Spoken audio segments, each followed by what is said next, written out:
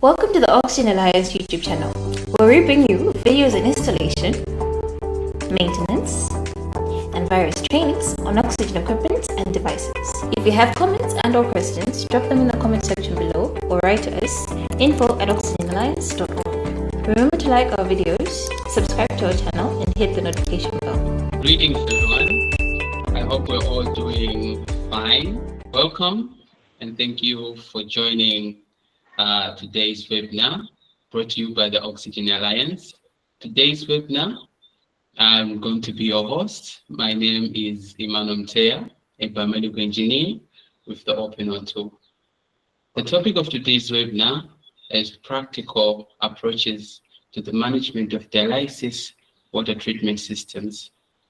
I'm joining you from Lilongwe, Malawi, and I'd like everyone to say hello in the chat and tell us your name and where you're joining us from.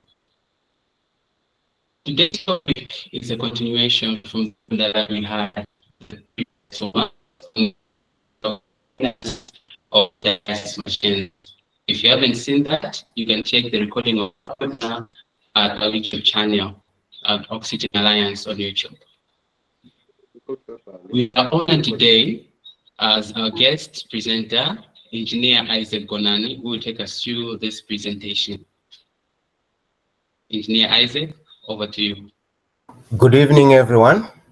As you have heard already, I'm Isaac Gonani, an application specialist for water treatment, a trainer, and a consultant. So I'll be taking you through the practical approaches to managing dialysis water treatment systems. Stay with me as I take you through the presentation. We'll be discussing about water treatment, and the first thing is the objectives, and then I'll take you through the introduction, fundamentals of water treatment in dialysis, components of water treatment systems, preventive maintenance, and troubleshooting. By the end of the day, all the participants are supposed to learn and understand the critical role of water treatment in dialysis. And also, we are supposed to learn about the components and functions of water treatment systems, and also have the ability to identify key maintenance practices and the troubleshooting techniques. And finally, be able to appreciate the quality control and monitoring protocols for patient safety. So before we proceed, as Emmanuel indicated in the first place, let's have a recap of basics of dialysis, considering that we all participated in the first training when we were learning about dialysis machines. So I just have to take you through the basics of dialysis, and then I'll talk about 4 key processes that are involved in dialysis. The first one is diffusion, where particles tend to move or to migrate from areas of high concentration to area of low concentration through a semi-permeable membrane. As you can see on the diagram, from area A, we have those 2 small dots, black dots, indicating lower concentration, and area B is having a number of several black dots indicating a higher concentration. With time, all those small black dots from area B will migrate or will move to area A, so that they tend to equal out the gradient, and that's what is called diffusion. Equally well, those orange dots are on the higher side on the A, and then the lower gradient on B. So as time goes, those orange particles through the semi-permeable membrane will tend to equal out. And then the second process that is involved is osmosis, where we have particles on A side of the semi-permeable membrane, and then the solvent on the B side of the semi-permeable membrane. And then as time goes, the solvent will try to move through the semi-permeable membrane just to equal out the concentration of the particles in A, so that there is that equal gradient on both sides of A and B, because the solvent is the one that will be migrating to the A side of the semi-permeable membrane. And then this the third element that we need to discuss is about ultrafiltration. Much more different with diffusion and osmosis. Ultrafiltration involves a negative pressure. So you can see part B is connected. There is an inlet at the bottom and an outlet at the top of the semi-permeable membrane, where part A is only an outlet at the bottom.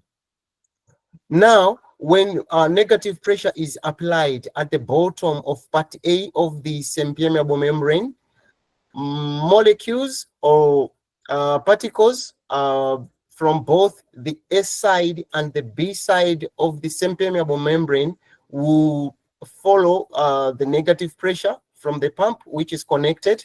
In this case, you are talking of the UF pump, which is the ultrafiltration pump. So the key thing here is applied pressure, and this is negative pressure being applied on one side of the semi-permeable membrane.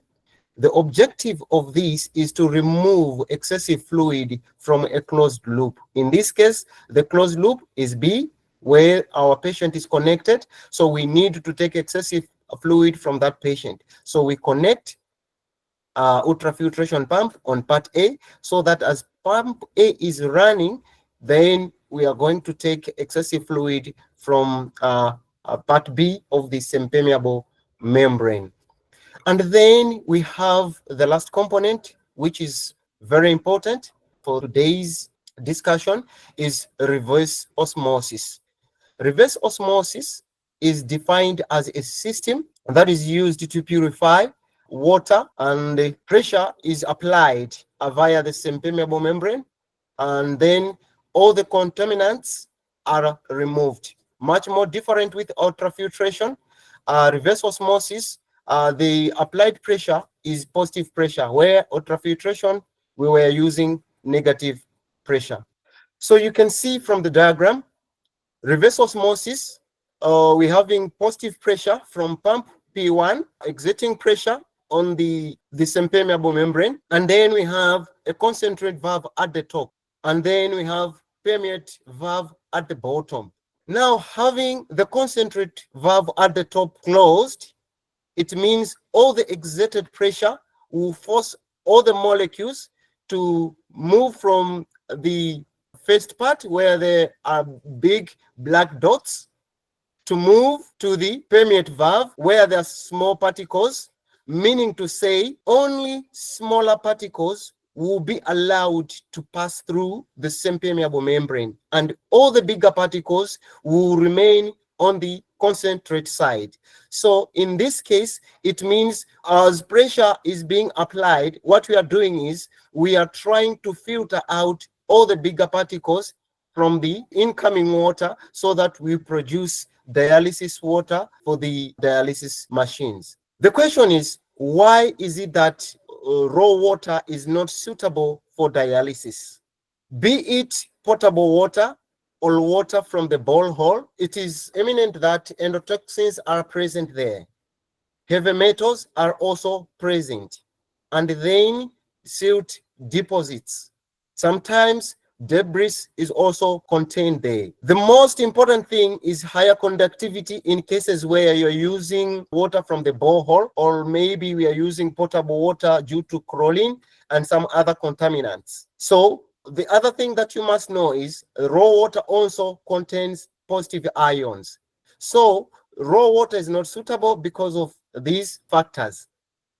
And then there are key performance indicators. That is, after we have installed our pre-treatment and we have finalized the systems, there are some key issues that we need to focus on so that we are compliant to the system. So our key performance indicators are: the conductivity should be between 3 microsiemens per centimeter to 25 microsiemens a centimeter. This is so because dialysis water is supposed to be injected into the patients directly via ultra-pure dialysate, or it is supposed to help in the dialyzer through the counter-current process. So the conductivity of the water should be almost equal to the conductivity of the patients. So this is why after we have done everything, our conductivity should be between 3 to 25 microsiemens a centimeter. And then the temperature is also supposed to be between the range of 28 to 34 degrees Celsius. The objective is almost to reduce the energy that the dialysis machine will use to heat up the water for dialysis treatment. Remember, the body temperature of a patient is mostly between 36.5 to 37.5 degrees. So we are trying to help the machine or to compensate with a preheating of the water, so that when the dialysis machine is taking water from the water should be preheated and be almost within the range of the body temperature of the patient. And then another important element is the rejection rate. This is the ability of the water treatment plant, the RO, to reject bacteria, to reject all the other contaminants that may affect our dialysis session. So the minimum that we can achieve, the rejection rate is 97%. And then another important element that we must consider, and we also have to monitor closely, is the yield, which means the harvest. When we are producing a dialysis water, part of the water is not used. It is either aborted to drain or returned back to the tank inside the RO. So what we must produce must be almost 75% of the incoming water. Meaning to say, if we have 1 liter, then 750 mils should go to the patient, and then 250 going back to the patient, or being discarded to drain if there is a problem with the incoming water or the RO that is failing to produce the required dialysis fluid. And then another important element that we also must ensure is that we have consistent flow throughout the dialysis machine, dialysis RO, and then the pre-treatment, and also the ring main. And then the pressure inside the ring main should be and must be maintained at 3.5 bars, and then the pH level must be between 7 and 8. Dialysis as one of the most important treatments, because our patients are connected directly to the dialyzer, where diffusion osmosis takes place, and that's where the countercurrent of blood and dialysis fluid happens. As an international standard before us that was presented to us as engineers and field technicians, ISO 23500 helps us to understand this better. Let me say this, Oxygen Alliance is also organizing another webinar focusing mainly on ISO 23500. But for today, I'll only talk about the most important areas. That's subsection 1, subsection 2, and subsection 3, where subsection 1, the guidelines are more of handling water and concentrates, because dialysis fluid is used to produce what we call permeate for dialysis. So how to handle that, if you go and read ISO 23500-1, you'll be able to understand the guidelines there. And then ISO 23500-2 covers all the standards to do with the devices, be it portable ROs or bigger ROs. And then ISO 23500-3 gives an outline on specific chemical analysis. That is when we are doing dialysis or we're doing our ROs or our ring main. The most important thing that we must consider is the full chemical analysis, and that is more periodical. Say like every 3 months, you must do a full chemical analysis to see if there are problems with your ring main. So I will urge you to go and read more about ISO 23500 so that you equip yourselves more about the standards that we as engineers and field technicians must always make sure we are complying with. Let me take you through the schematic diagram before us. This is schematic diagram shows a basic water treatment system meant for dialysis. So in the first place, we are having a reservoir tank. We always must make sure that this reservoir tank is good enough to suffice a need based on the number of machines that we are having. Say we are having 2 machines. The reservoir tank should be good enough to support dialysis sessions throughout the day. Or in cases where you're having 20 or more machines, your reservoir tank should also be good enough to support dialysis throughout the day. And then after the reservoir tank, we are having a booster pump. The booster pump should provide at least a minimum of 3.5 bars and a maximum of 6 bars. The reason being, we need pressure throughout the pre-treatment where we might face resistance due to sand, zeolite, and carbon beddings, so that the booster pump should be good enough to constantly supply a minimum of 3.5 and a threshold of 6 bar pressure, because our pipes mostly are PVC along the path. So the higher the pressure, the more problematic the system will be. So if we manage and control our pressure to be maximum 6 bar, it means the time when we are not doing dialysis, the material should be good enough to stand the back pressure. And then we have a solenoid valve. This solenoid valve is connected to the leakage sensor on top of it. The reason being, in cases where we have a leakage in the water treatment room, the leakage sensor will detect the leakage and then will close the solenoid valve to prevent flooding inside the water treatment room. Soon after the solenoid valve, the next component is the sand filter. Inside the sand filter at the bottom, we have gravel and then coarse, and then at the top, we have fine sand. The reason why we have sand there is to trap the debris and also to trap the incoming silt from either the borehole or from the supply water from the authority. After the sand filter, after taking out all the sand, the silt, and those small sand particles, then our next component is a zeolite filter. The reason why we have a zeolite filter connected after the sand is to take out all the heavy metals like zinc and iron. So zeolite has the ability to remove that from the incoming water. So after the zeolite filter, the next component is a duplex softener, and we have tank A and tank B. The principal operation is that the cylinder A, when it's in operation, the cylinder or tank B is in standby. That's why it's called duplex softener. And the principle of operation is that inside the softener, there is resin component. Resin is negatively charged, just like chlorine. The purpose is to trap all the positive ions from the incoming water. So all the positive ions like potassium are trapped inside the duplex softener, such that depending on the program that the softener is using, a number of gallons are used. And when that threshold is reached, say like we have programmed to use 20 gallons. After 20 gallons, softener A will close and softener B will open.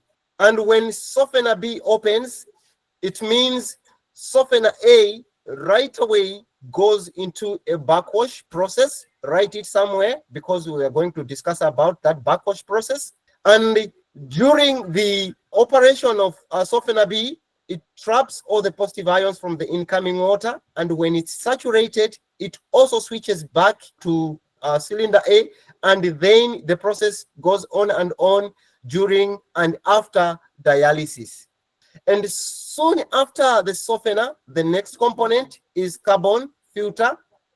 Inside the carbon filter, the components there, the contents are sand at the bottom and the activated charcoal at the top. The reason why we use activated charcoal there, the first one is to trap or adsorb all the negatively charged ions. That includes chlorine and the sodium that we used in the softener. And also, the carbon filter is also used to adsorb poisons from the incoming water. And after the carbon filter, the next component is particle filter, and the pore size is 5 micron. The reason being, we need to make sure, or we must ensure, that silt is trapped before reaching the RO. Why is it that we must ensure that all the silt is trapped? The reason is to prevent silt from going to the patient in the first place. And the second one is to prevent the RO membranes from being blocked. So inside the RO, after the 5 micron filter, we have a booster pump. And this booster pump provides the ring main with a pressure of about 3.5 bar. Always make sure the pressure is within that specification to prevent our ring main pipes from bursting, and also to prevent our dialysis machines from water alarms. In cases where you're using more machines, always make sure there is that constant supply of 3.5 bars going to our dialysis machines. So whatever we discussed above, that's how it looks. The first one being the sun filter, and the following filter being the zeolite. And then you can see those smaller blue vessels at the middle there. Those filters are the duplex softener. They work as a pair. And after that, for this unit, they were using 2 carbon filters just to make sure they have got a finer production of soft water going to the RO. So that's our RO there, as shown on the picture, and the pre-treatment plant. Now, the question is, how does the filter work? Remember, I told you you should write somewhere about the backwash process. So this is how it happens. In the normal operation, you can see there's a green arrow going inside the controller head, and then there's 2 green arrows going down inside the filter vessel. At the top, you can see there are small particles and then bigger particles at the bottom. Those smaller particles are those sand particles we talked in the first place, and the bigger particles at the bottom, gravel, as we discussed in the first place. Now, the operation is that the 3.5 bar pressure to 6 bar pressure that we talked in the pre-filtration goes through the filter vessel by the sides, and then the water is collected at the bottom, and then we have a riser pipe at the center. And then the incoming pressure from the water inlet is collected through the riser pipe, and then is taken out using that orange arrow going out to the next component, be it a zeolite filter or a duplex softener. That is the normal operation. The dotted line indicates or denotes the line to the drain. Now, the backwash process, the pressure goes into the controller head, and then instead of the water going through the sides of the riser pipe, now the water goes straight into the riser pipe through the blue arrow, as the arrow shows, and then the water is collected at the bottom. Remember, at the bottom we had gravel and sand. Now the pressure being 3.5, that's high pressure. All the particles, including gravel, is lifted up towards the arrow, such that silt, debris, and all the dirty that was trapped by the sand now starts floating at the top of the cylinder, and then the drain valve opens, and all the dirty now flows out to the drain. You can see now that there's no supply there. The supply is closed, and all the pressure now is taken out to the drain. Now we need to talk about the components of water treatment system. We have talked about we'll talk about the reverse osmosis, and then the other component is the ring main. The ring main is where our dialysis machines are connected. The ones that we talked about, we need a pressure for about 3.5 bars. And then we have a wall unit where the pressure regulation valve is mounted. and also a flow indicator to show that our pressure is within the range of 3.5. And then also this pressure regulation valve is spring loaded just to make sure that we have a constant pressure of 3.5 bars. And then we have media supply rails where our dialysis machines are connected. That's a continuation of our reverse osmosis or our water treatment system. And that's from the reverse osmosis going to the ring main and media supply rails where our dialysis machines are connected. And then we have to talk about the basic principle as to how the reverse osmosis, which is our water treatment plant, how it works. So we have water going inside the tank through the water inlet as the arrow shows. And then we have a float switch. The level or the position of the float switch shows whether the water inlet tank is full or the tank is empty.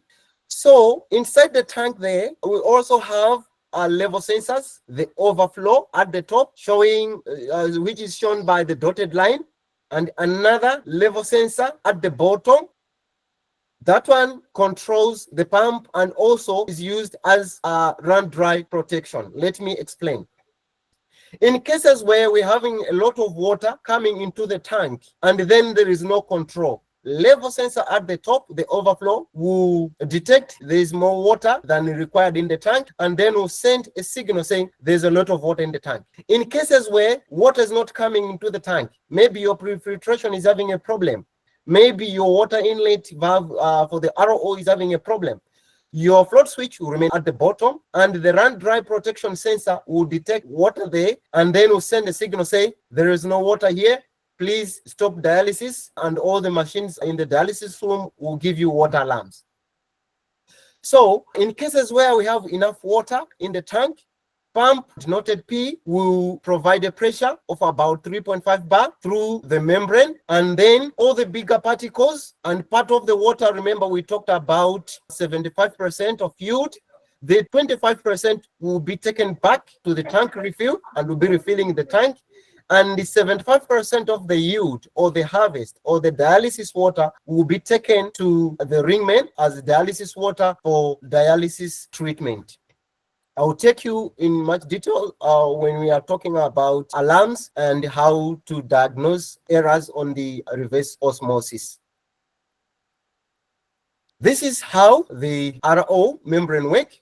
Pressure is applied, exerted on one side of the membrane, and then small particles allowed to pass through the semi-permeable membrane as dialysis fluid, and bigger particles or concentrate will be taken out to the drain or back to the tank, the reservoir tank inside the RO through the concentrate valve. And to the far right, you can see a sample of a membrane.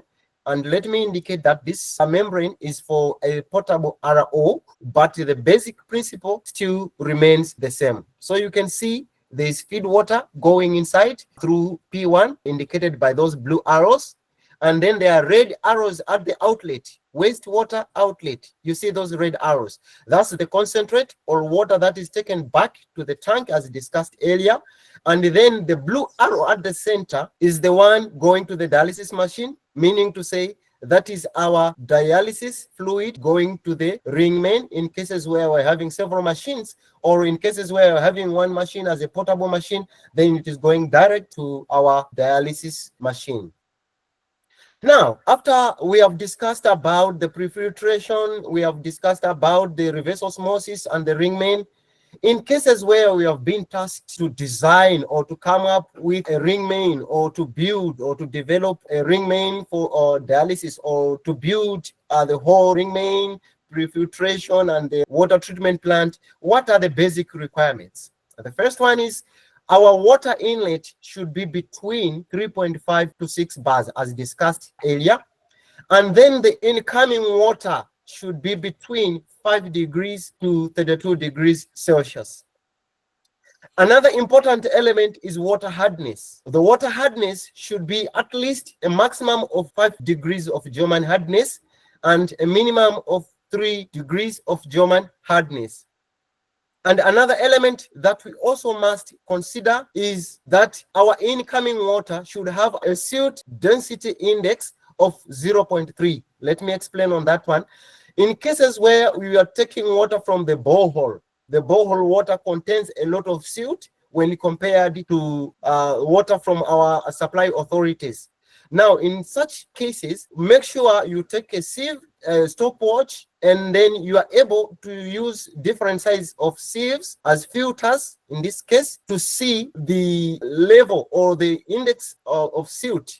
How bad is the water when it comes to silt density?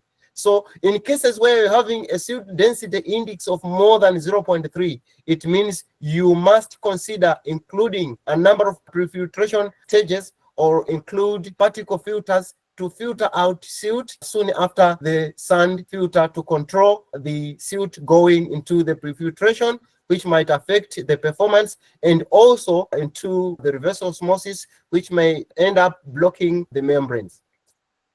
Another important element to consider is the type of RO. Are we trying to use one machine? In such cases, then it's good you buy a portable machine. But in cases where we are having 5 machines or more, then ideal way is to buy a bigger RO so that we can scale it up by increasing the number of membranes and then increase also the capacity of our water treatment plant.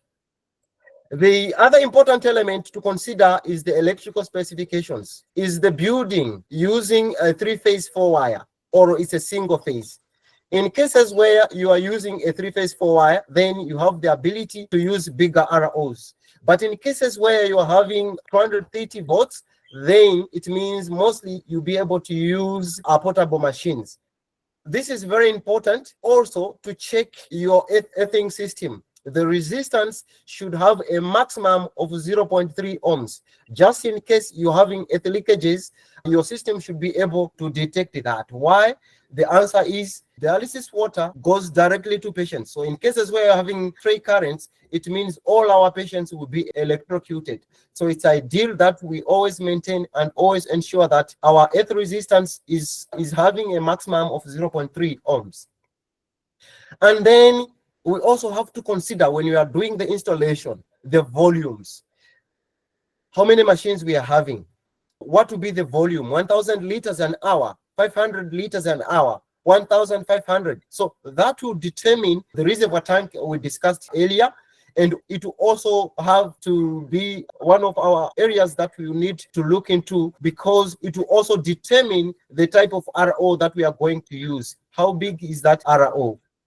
And then another element in when we are also looking at the installation, we need also to consider about the length of the ring main. How big is the ring main? How many floors we are using? Say we are having an upstairs building, floor number 2 and floor number 3. Together, what's the length?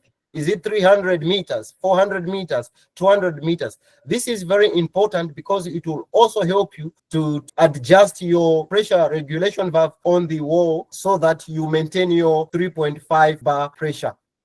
Let me indicate that sometimes we are tempted during installation to have a section that we might use in future, but it will not be used now. When you are designing the RO, ideally not allowed to keep dead legs within the installation. So in cases where we're planning to expand the unit, until we have everything else to start the other side of the extension, it's good that we maintain the ring main that is active, and no dead legs should be part of that installation. Meaning to say, dead legs should be avoided at all costs. And then the distribution system consists of PEX pipes with the intention of preventing a biofilm growth, and then the media supply rails made of stainless steel to prevent rust, and then loop pressure, the one we talked about in the first place, that is used to control the ring main pressure to 3.5 bars. And then the drain, we use PVC pipes mostly. And then the most important part is the preventive maintenance. We talked about resistance of about 0.3. So when we are doing preventive maintenance, engineers and field technicians always make sure you check your earth resistance. It should be around 0.3 or less, not more than that. If you have got a problem more than 0.3 ohms, then it means you have to check the connections and you have to check the earth leakage system and rectify the problem. The other element that we need to check the CO2 density index, as we talked about. Check if there are leakages where CO2 is allowed to leak through the system and fix the problem. And also you have to check your particle filters, if the particle filters are working, and replace them at intervals. Preference is every 3 months. And then you also have to clean the brine tanks for the duplex softener.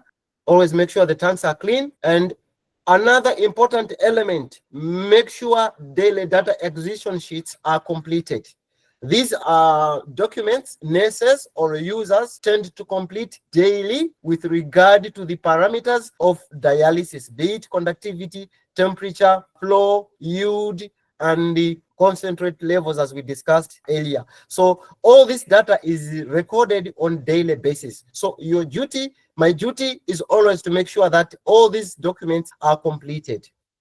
And also we have to check all the pressure flow sensors and see if there are differences and deviations. In cases where there's a deviations between sand filter and the zeolite filter, it means the sand filter is blocked. Make sure you fix the problem, and then all the flow sensors should have almost similar readings. And then remember to disinfect the RO every month and during a preventive maintenance. And also check for chlorine leakages. And also you have to check for water hardness, if the hardness is still the same. And this should be also checked not only during preventive maintenance, hardness test, you must do it in cases where you are shifting from borehole water to authority supplies, or from authority supplies to borehole. You also make sure you have checked your yield and it's within 75%, and the rejection rate should have a reading of about 97% minimum. Less than that, please replace the RO membranes or clean the RO using chemicals. And then another element that we need also to consider is microbial contamination. Always do a full chemical analysis. Take samples and send them to the lab constantly to see if there is biofilm growth or bacteria growth inside the ring main or the pre-treatment.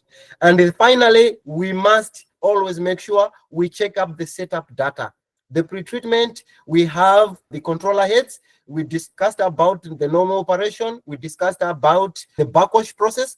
All that is recorded, or the program is set in the controller head using the programmable logical controller. And then this setup data must be checked constantly. In cases where we have a continuous blackout, this data is lost because it uses the electrical alterable program memory, EEPROM, and such that during preventive maintenance, we have to check if the setup data is still the same according to the first program that was set in the first place. Now, before we wind up, let me take you through the alarms and troubleshooting. Let me indicate that there are a number of elements that we must always take care of as engineers and field technicians. The first one is flow. We must make sure there is continuous flow from the pre-filtration up to the ring main point. And we also have to check the conductivity, the temperature, run dry protection. You remember we talked about run dry protection, and then the surplus. So let me take you through the diagram. We have a triangle at the entry point pointing upwards in orange color. That one denotes a sensor. And inside that sensor, we have temperature sensor and we have a conductivity sensor. That will take a reading of the incoming conductivity and the incoming water temperature. Soon after that, temperature and conductivity sensors, we are having a water inlet valve connected to the float switch via a dotted line. In cases where the float switch is at the bottom, the water inlet valve opens so that the tank is filled up. In cases where the float switch FOS is at the top most, then the water inlet valve, blue in color, closes so that we prevent water surplus alarm. In cases where you're having water surplus alarm, it might be that your water inlet valve is faulty, constantly open, and water is constantly flowing, or the float switch is stuck at the bottom. So you must check your water inlet, and then you also must check your float switch if it is working properly. Then we talked about run dry protection. Remember, there is a level sensor at the bottom connected to the pump P via a dotted line. In cases where the float switch is at the bottom and the level sensor has detected water is no longer coming there, the problem could be your water inlet valve is blocked, or there is no voltage there, so that water is not coming in, or your water inlet, there is no water supply, or one of your prefiltration is blocked or is not working. So you have to check through the system, see where there's a problem, fix it, and then the problem will be sorted. So in cases where you have run dry protection, what it means is there is no water inside the RO tank, your float switch is at the bottom, and the level sensor has detected there is no water in the tank. And also, this alarm will stop the pump to prevent air from going to the membranes.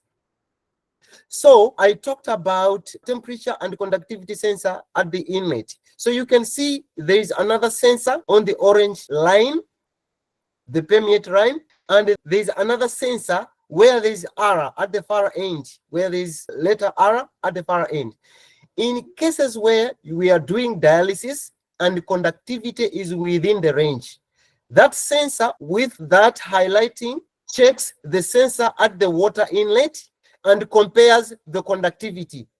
If the conductivity the outlet is within the 3 to 25 microsiemens a centimeter, that water will go to the ring main for dialysis treatment. If that conductivity is higher than 25, then V valve denoted V closes, and then that valve closes, and then the valve on the orange line opens. The blue valve on the orange line opens, so that part of the water is taken back to the tank. Or in cases where the temperature and conductivity is very high, the valve towards the drain opens, the valve in orange opens to discard the water with high temperature, or to discard the water with high conductivity out to the drain. The moment the water is being discarded, it means the water inlet valve opens and the fresh water enters the tank, and then the process starts again when the conductivity is within the range of 3 microsiemens to 25 microsiemens a centimeter. Thank you. That's all I had for you. Thank you so much, Engineer Isaac. That was a very well presented presentation, very well articulated, and as you can see, everyone really enjoyed it. At this point, I'd like to open the floor for questions. Hello, first, thank you for the lesson. And second, since that, the brain is normally connected to the softener, so I would like the presenter of the day to help me understand what's the function of brine which is connected to the softener. Thank you. In the first place, I would like to say that the softener is true that is connected to the brine, and then inside the brine there is sodium there, and sodium is negatively charged. So if you remember well, I talked about resin being negatively charged, and then the purpose of having resin there is to trap all the positive ions from that presentation. Now, I mentioned about the number of gallons as a measure. So during the presentation, I mentioned about, say, like 20 gallons entering the softener A and softener B. Now, in cases where we have softener A connected to brine and it's backwashing, it means there is high saturation in there. Softener A has trapped a lot of positive ions from the incoming water, so that it has reached a point where it is no longer trapping all the positive ions. That's the point where it switches to softener B. Now, I mentioned that at that point, softener A goes into a backwash. So during a backwash, that's the time when a brine is inserted into cylinder A or the vessel A, filter A. So the objective there is to retrap all the positive ions that have been trapped by the resin. Remember, the gradient, the molecules will tend to move from higher concentration to lower concentration. Now, the outer rings of the resin will tend to release all the positive ions that was trapped. Now, the sodium or the brine that has been sucked from the brine tanks, when introduced inside softener A, it means it will trap all the positive ions. Now, during the backwash process, before the positive ions tend to echo out, that's the time all the positive ions together with part of the brine is taken out to the drain, making sure that we regenerate the resin in softener A such that when softener B is full of positive ions, then softener A should now start doing the capturing process of positive ions from the incoming water. This is always the case, be it during dialysis or after dialysis. Thank you.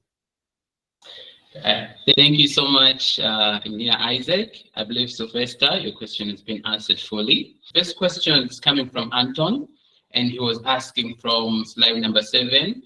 He's saying, how do you know that we have achieved the required rejection rate? When you are setting up the RO as an engineer, you are mandated to do this programming. So you always set the rejection rate high. Now, during operation, you always monitor, you always check if the rejection rate is 97 above. Your RO will tell you. It will show when you go to the function parameters. It will show you saying the rejection rate now is 98. And when the rejection rate has reached that threshold, minus 97%, that's the time I'm saying you have to clean your RO membranes, or you must replace if it's lower than that, say it's 95 or is sitting at 92%. So you have to replace the membrane. So it's an indicator saying that your RO membranes are functioning well or they are not functioning well. So your RO will always tell you if that is within the range. Thank you.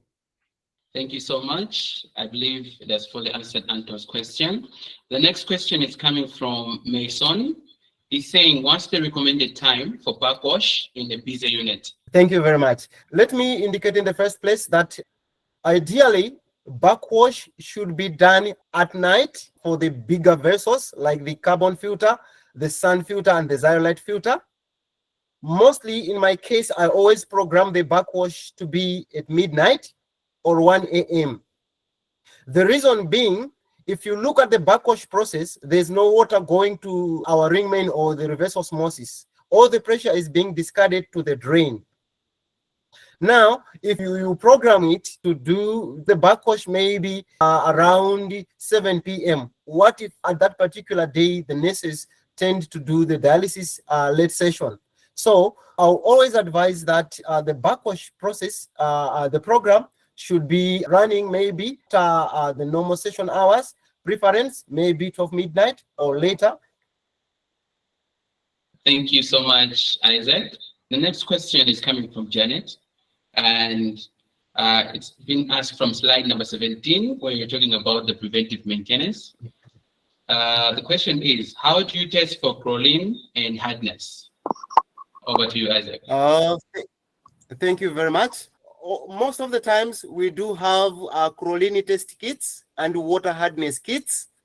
So your suppliers of the RO should provide you with the water hardness kit. So there's a process that we do to check the water hardness, and also the Crolini test. We also have to do it. And mind you, the water hardness should be done before the raw water, and then we should do it after, just to compare the two, if our prefiltration is free from Crolini, and also if the water hardness process is being taken care of through the duplex softener. So the objective is to see if there is no Crolini going to the RO, and to see if the hardness has been well taken care of. Thank you. Thank you so much, Isaac. The other question is coming from Abdiwahab, and the question is, if I have 7 dialysis machines, what can be required? What can be the required RO capacity? Most of the 500 liter per hour capacity machines, they are good for 5 to a maximum of 7 machines. More than that, say like 10 machines, I recommend 1,000 hour capacity machines. Let me indicate that This is also scalable depending on the type of RO you are having. So you can just increase the membrane size. Say when you have only one, you can increase to 2. In cases where you have 2 membranes, you can increase to 3. And the more you increase the membranes, the more the machines you are going to connect on the bigger ROs. Thank you. If you have any more questions, you can ask all technical questions through an email that will be pasted in the comments, helpdesk@oxygenalliance.org. Once again, thank you so much for attending today's webinar, and goodbye. If you have comments and/or questions, drop them in the comment section below or write to us, info@oxygenalliance.org. Remember to like our videos, subscribe to our channel, and hit the notification bell.